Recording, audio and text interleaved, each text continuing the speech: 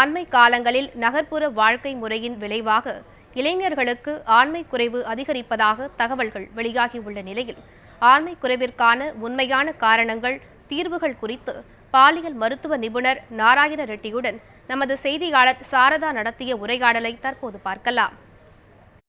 ஆண்மை குறைவு பிரச்சனை குறித்தும் அதற்கான தீர்வுகள் குறித்தும் நம்மிடையே பேசுவதற்காக மருத்துவர் நாராயண ரெட்டி நம்மிடையே இருக்கிறார். அவரிடம் கேட்கலாம்.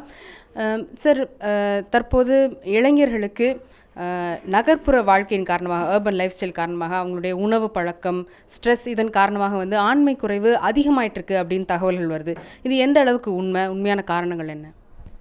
என்னை பொறுத்த வரைக்கும் அதிகமாகுதுன்னு சொல்ல முடியாது. ஏன்னா இதுக்கு முந்தி எந்த அளவுக்கு இருக்குன்னு யாருக்கும் தெரியாது. அப்போ இதை வச்சு நான் அதிகமாக இருக்கேன்னு சொல்ல முடியும். ஆனால் இப்போ நிறைய பத்திரிகைகளில், டெலிவிஷனில் விளம்பரம் வருது.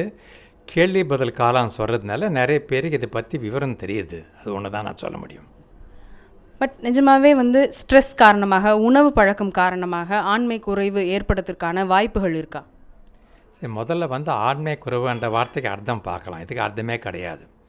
எது வச்சு ஒரு மனிதனை, ஒரு ஆணை பெண்ணுன்னு சொல்ல முடியும்? 7க்கு மேற்கொண்டு அறிகுறி இருக்குது. ஒரு விருப்பத்தன்மை கோளாறை மட்டும் எடுத்துக்கிட்டு நம்ம சொல்ல முடியாது. ஆனால் பொதுவாக விளம்பரத்தில் என்ன போடுறாங்கன்னா ஆண்மை குறைவு அல்லது நரம்பு தளர்ச்சல், இந்த 2 வார்த்தைக்குமே அர்த்தம் கிடையாது. உதாரணம் சொல்ல, ஒரு நரம்பு சம்மந்தமான மருத்துவ ரீதியாக ஒரு பிரச்சனை இருந்ததுன்னா அது குறிப்பிட்ட பேர் இருக்குது. பார்க்கின்சன்ஸ் டிசீஸ், இந்த மாதிரி சொல்லுவோம். அதே மாதிரி செக்ஸில், பாலில் ஒரு பிரச்சனை இருந்ததுன்னா அது குறிப்பிட்ட பேர் இருக்குது. விருப்பத்தன்மை கோளாறு, துரித ஸ்கலனம், டிஸ்பர்யூனியா, அடுத்து செக்ஸில் ஈடுபடுற வலி இருக்கிறது, இந்த மாதிரி பல பேர்கள் இருக்குது. அதனால் ஒரு பிளாங்கெட்டாக ஆண்மை குறைவுன்னு சொல்கிறது அர்த்தமே கிடையாது. இது போலி டாக்டர் மக்களை ஏமாத்துறதுக்காக பயன்படுத்துகிறது தான். ஒரு ஆணுன்னு சொல்கிறதுக்கு இருக்கிற அறிகுறி என்னன்னா, இந்த XY குரோமோசோம் ஜெனட்டிக் பார்க்குறோம். 2வது ஆணுடைய ஹார்மோன் லெவல்ஸ் உடம்பில். அதுக்கப்புறம் பாடி ஸ்ட்ரக்சர், மார்ஃபாலஜின்னு சொல்லுவோம். ஆணுக்கு இருக்கிற பாடி ஸ்ட்ரக்சரும் பெண்ணுக்கு இருக்கிற பாடி ஸ்ட்ரக்சரும் வெவ்வேறு மாதிரி இருக்கும். அது இல்லாமல் இன்டர்னல் செக்ஷுவல் ஆர்கான்ஸ், உடம்பு உள்ள கண்ணுக்கு தெரியாது இருக்கக்கூடிய ஜன்ன உறுப்புகள், அப்புறம் எக்ஸ்டர்னல் வெளியே இருக்கிற ஜன்ன உறுப்புகள், இதெல்லாம் வச்சு தான் நம்ம ஓரளவுக்கு ஐடியா வர முடியும். செகண்டரி செக்ஷுவல் கேரக்டர்ஸ், இப்போ மீசை, தாடி, இதெல்லாம் இருக்கிறத வச்சு தான் சொல்ல முடியும். இதில் ஒரு இதில் மட்டும் குறை இருந்ததுன்னா அது ஆணை இல்லைன்னு சொல்ல முடியாது. நம்ம அதுக்கும் ஸ்பெசிஃபிக்காக பேர் இருக்குது. ஆனால் போலி டாக்டர் ஜனங்களை ஏமாத்துறதுக்காக இந்த வார்த்தைகள் யூஸ் பண்ணுறாங்க.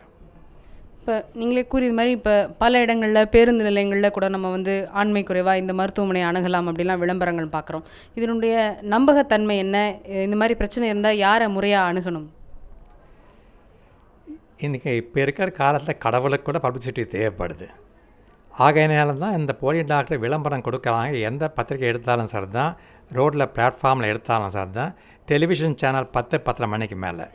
இப்போ தமிழில் ஒரு பழமொழி இருக்குது, ஊரிருந்த பிராமணனுக்கு பூனல் எதுக்குன்னு சொல்லிட்டு. அதே மாதிரி இவங்க வேர்ல்டு ஃபேமஸ் டாக்டராக இருந்தால் விளம்பரம் கொடுக்க வேண்டிய அவசியம் என்ன? பணத்தை கொடுத்து. இதை வச்சு நம்ம புரிஞ்சுக்கலாம், இவங்கெல்லாம் முறைப்படியாக தயாரான அல்ல படித்த டாக்டர்ஸ் கிடையாது.